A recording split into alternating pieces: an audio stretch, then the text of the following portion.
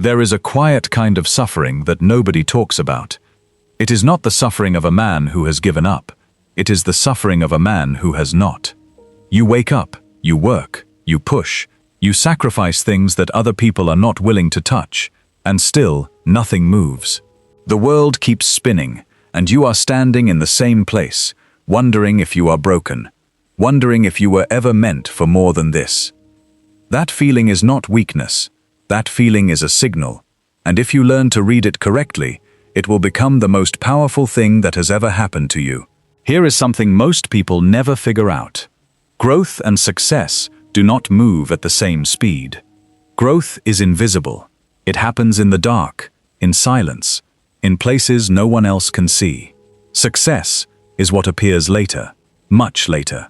And the men who cannot survive the space between those two things are the ones the world quietly forgets. In the next few minutes, I am going to walk you through 9 principles that will show you how to stay locked onto your growth so completely that success eventually has no choice but to find you. These are not feel-good lessons, they are laws. And if you are honest with yourself while you listen, you will recognize the exact place where you have been losing. But I need something from you first. Do not watch this like a video. Watch it like a mirror. Because every principle here is pointing at something inside you that is already costing you. The moment you see it, you can fix it. 2,000 years ago, men who faced war, betrayal, poverty, and death built a system for staying focused when the world gave them every reason to collapse. That system was not called motivation. It was not called positivity. It was called Stoicism, and it did not teach men how to feel better. It taught them how to become better. That is what this is about. Principle 1. Stop watching the door. Start building the room. Most men spend the best years of their life watching for results. They wake up in the morning, and the first thing their mind does is check. Is it working yet? Has anything changed? Has anyone noticed? They are so focused on the door that the room behind them is falling apart. Here is the psychological trap nobody explains to you. The human brain is wired to seek proof. It needs confirmation that effort is working, and when that proof does not come quickly, the brain sends one message on repeat. Stop. This is not working. Walk away. That message is not truth. It is biology, and if you obey it, biology wins, and your future disappears. Let me prove it. Think about a man digging a well. He does not know how deep the water is. He just knows it is down there. Every day he digs. He throws up dirt that looks the same as yesterday's dirt. He sees no water. To everyone watching, he looks like a fool. But he is not a fool. He is a man who understands something the watchers never will. The depth of the well is not decided on the day you find water. It is decided on every day you chose to keep digging when there was nothing to show for it. Your growth works the same way. Every skill you practice alone. Every hard book you finish when no one is grading you. Every morning you choose discipline over comfort. None of it looks like anything from the outside. But beneath the surface, a version of you is being built that the person you are today would not even recognize. This is what Marcus Aurelius understood at the deepest level. He was the most powerful man on earth. He commanded armies. He ruled an empire of millions. And every single morning, he sat alone and wrote to himself. Not to his generals, not to history, to himself. He was not trying to be remembered. He was trying to be better. He knew something that most ambitious men never learn. The world does not owe you an audience while you grow. The world only reacts to what you have already become. So he became, quietly, without waiting for anyone to confirm it was worth it. Here is something uncomfortable. Most men measure their growth by what other people can see. They track the reactions. They count the signs. They look for external proof that the internal work is real. And when the proof does not appear fast enough, they slow down. They drift. They start asking whether they were ever good enough to begin with. That is the trap. And it has nothing to do with talent or potential. It has everything to do with where you are pointing your attention. Ask yourself one question right now. When was the last time you did the hard work with zero hope of being seen doing it? Not zero results, zero witness. Because the answer to that question tells you exactly how deep your roots go. One man watches the door every hour, waiting for the world to confirm his worth. Another man forgets there is a door. He is too busy building. The second man has something finished before the first man even chooses a direction. You become the man who stopped needing the door to open, because you were too occupied becoming someone the world will eventually be unable to ignore. And the next principle exposes the mistake that kills even the most focused men once they start to see progress. Most people think this mistake is harmless. It is not. It has quietly destroyed more potential than failure ever has. And chances are, it is already happening to you right now. Principle 2. The need to be seen will kill you before failure ever does. Here is what most people never realize. The hunger for approval is not a personality flaw. It is a survival instinct. For most of human history, being accepted by the group meant staying alive. Being rejected meant death.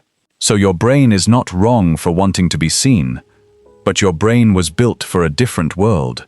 And in this world, that same instinct will quietly destroy your growth if you let it run unchecked. Watch what happens when a man gets his first piece of real recognition. A comment, a compliment, a result that someone else can measure. His brain lights up, and from that moment, without realizing it, he starts working for that feeling, instead of working for the outcome. He stops asking what he needs to become. He starts asking what he needs to post, what he needs to say. What version of himself gets the most response? And growth stops.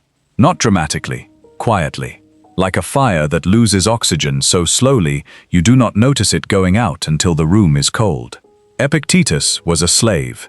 He had nothing, no status, no wealth, no audience. And he built a philosophy so strong that emperors studied it. He did not build it for them. He built it because the alternative was to let his mind be owned by the same men who owned his body. He understood that the moment you need someone else to confirm your value, you have handed them your power. Ask yourself this: if no one ever found out about the work you are doing right now, would you still do it at the same level? Because your honest answer tells you whether you are building something real or performing for a crowd that has not arrived yet. You become the man whose growth does not need a witness, and that man is dangerous, because he cannot be stopped by silence. But here is what almost nobody warns you about. There is an enemy even more subtle than the need for approval. It wears the face of motivation, and it has been quietly poisoning your focus since the day you first started comparing yourself to someone ahead of you. Principle 3. Comparison is a debt you take out against your own future. Every time you measure your progress against another man's highlight, your brain does something cruel. It subtracts. It takes everything you have built and measures it against everything he is showing, and it decides you are behind. Not different, behind. That one calculation costs you more energy than any difficult task ever will. Because it does not just make you feel small, it makes you move differently. You start rushing, you start cutting corners, you start chasing his timeline instead of building your own. Most people think comparison is harmless. The dangerous truth is that comparison is the fastest way to abandon the exact path that was built for you. Here is something uncomfortable. A river does not compare itself to another river. It does not stop flowing because a wider river exists somewhere else. It finds the lowest ground and it moves, constantly, without argument, and over enough time, it carves through rock. Your growth works the same way. The moment you stop measuring it against someone else's course, it starts carving something that cannot be carved any other way. Now I want to tell you about a man. His name does not matter. What matters is what he did.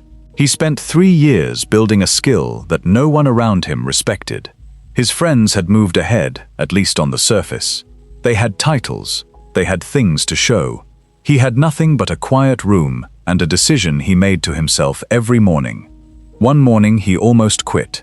He sat with that feeling for a long time, and then he asked himself one question: is the work getting better? Not am I getting recognition, not are people noticing. Is the work getting better? The answer was yes. So he kept going. 2 years later, the people who had the titles came to him.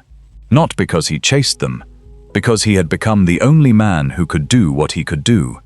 He never changed his pace. He only changed what he measured. That man is not special. He simply stopped comparing his roots to someone else's branches. You become the man who measures only one thing: yesterday's version of himself against today's. That is the only competition that has ever mattered. Principle 4. What you protect your time from is more important than what you give it to. Seneca wrote that we are tight-fisted with money, but wasteful with time. He was writing that 2,000 years ago. He had never seen a notification. He had never felt a phone vibrate during a moment of deep work. And yet, he understood that the thief of a man's life is never dramatic. It is small, constant, invisible, until it is too late.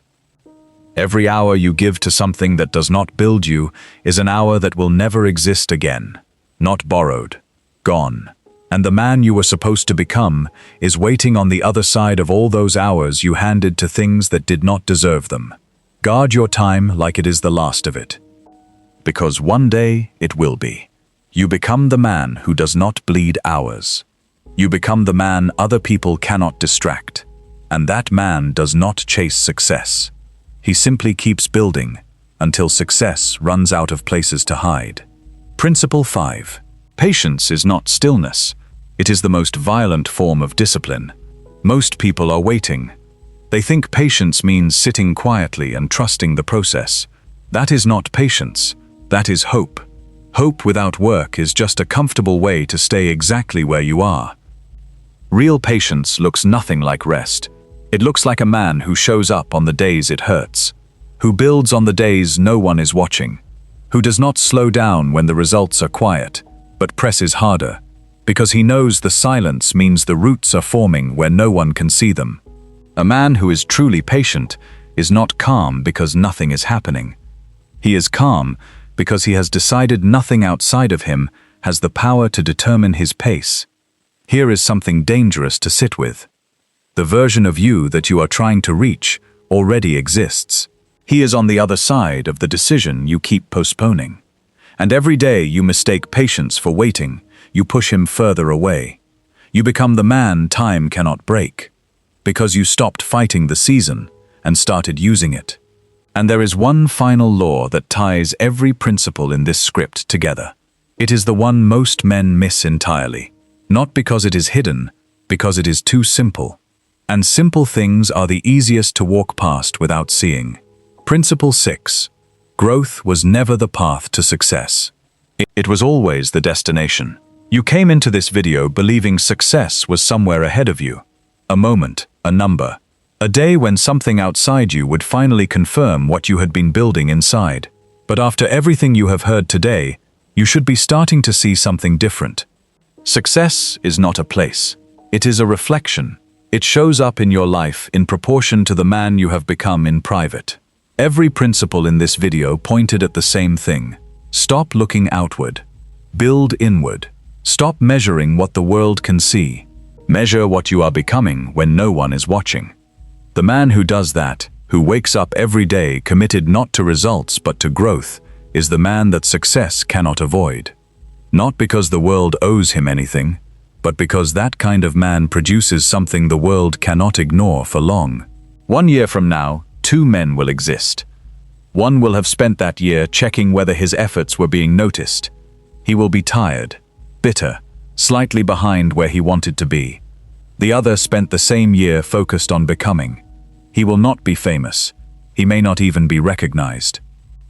But he will be different, sharper, deeper, and the gap between what he was and what he is will be visible to anyone who looks closely.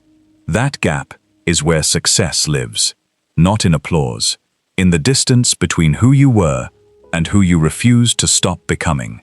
You do not need the world to notice you yet. You need to become someone who cannot be overlooked forever. So from this day forward, one question. Every morning. Not what do I want to achieve today? Who am I becoming? Because your future was never built on a single moment.